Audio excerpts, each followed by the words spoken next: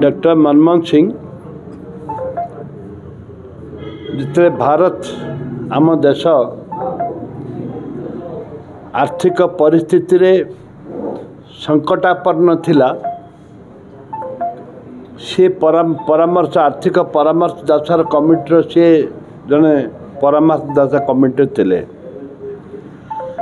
पर मुहूर्त सी हेले भारतर नरसिंहराव पीरियड रे सी हेले अर्थमंत्री हला परे कौनसी लोकर कौनसी दलर बोली न भावी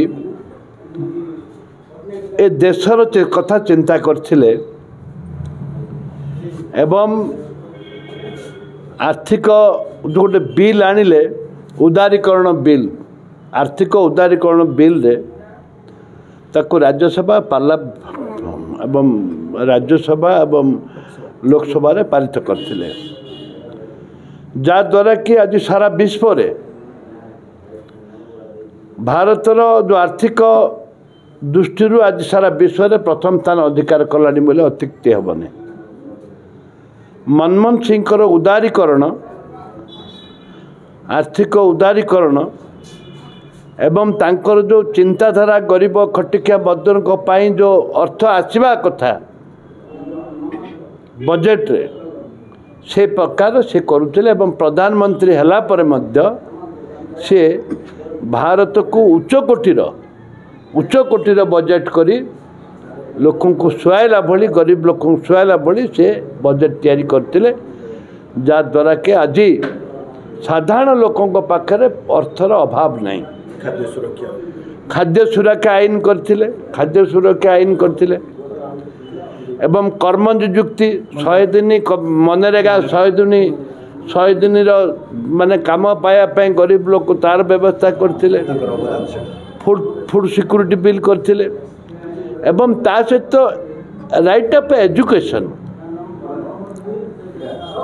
एजुकेशन बिल टी मध्य से करथिले एवं जो समय रे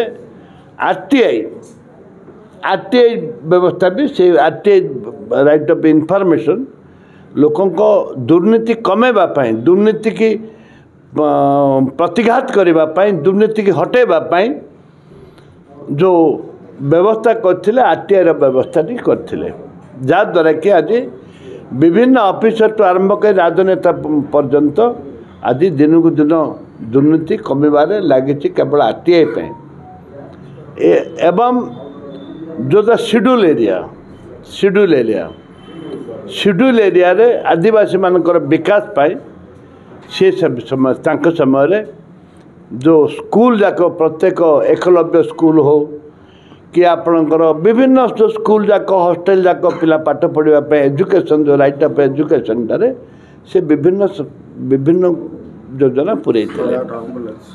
एवं 108 एम्बुलेंस 108 एम्बुलेंस स्वास्थ्यगत व्यवस्था पाए 108 एम्बुलेंस व्यवस्था कले एवं ता सहित सीएलसी जिते मेडिकल अच्छी आमर बिल्डिंग करने व्यवस्था करथिले एवं तांकरी पीरियड रे मेडिकल कॉलेज कोरापुट ठारे जो विभिन्न मेडिकल कॉलेज करिवार राज्य को ओडिशा को 5टी मेडिकल कॉलेज मध्य से देइथिले नर्स एवं सेंट्रल यूनिवर्सिटी तांकरी समय रे सेंट्रल यूनिवर्सिटी मध्य आमर हैथिला कोरापुट रे मेडिकल कॉलेज सेंट्रल यूनिवर्सिटी विकासमूलक कार्य से संपूर्ण भाव में सहायक थिले एवं व्यक्तिगत भाव में मुझे देखा करूँ मु भी निजे देखा कर व्यक्तिगत भाव में से प्रधानमंत्री थिले आमर जयदेव जेना ठू आरंभ करी ये केपी सिंह देव एम सहित मिसिक भी आम देइथिलु प्रधानमंत्री की से भली से जड़े थिले उदारकरण व्यक्ति भद्र नम्र बहुत स्लो कथबार्ता करेंगे एवं ज्ञानी अर्थर को जोपरी भाव से विनियोग करुले एवं अर्थर किपरि भाव में ଭାରତର ବିକାଶ ହେବ, ଅର୍ଥରେ କେମିତି ବିକାଶ ହେବ, ଅର୍ଥନୀତି ସେଇଟା ତାଙ୍କ ମୁଣ୍ଡରେ ଭର୍ତ୍ତି ଥିଲା। ତାଙ୍କ ବିୟୋଗରେ ଖାଲି କଂଗ୍ରେସ ଦଳ କ୍ଷତିକାରକ ସେ କଥା ନୁହଁ, ଆଜି ସାରା ବିଶ୍ୱ କ୍ଷତିକାରକ। ଆଜି ଆମେ ଏଇଠି ସେଇଥିପାଇଁ କଂଗ୍ରେସ ଦଳରେ ଆମେ ତାଙ୍କର ଶ୍ରଦ୍ଧାଞ୍ଜଳି ଜ୍ଞାପନ କରୁଛୁ। ଭଗବାନ ଆଶୀର୍ବାଦ କରନ୍ତୁ ଜଗନ୍ନାଥ, ତାଙ୍କର ଅମର ଆତ୍ମାକୁ ଶାନ୍ତି ମିଳୁ ଏବଂ ତା ପରିବାରକୁ ଧୈର୍ଯ୍ୟ ମିଳୁ ଏବଂ ଜଗନ୍ନାଥ ତାଙ୍କ ପରିବାରକୁ ଆଶୀର୍ବାଦ କରନ୍ତୁ।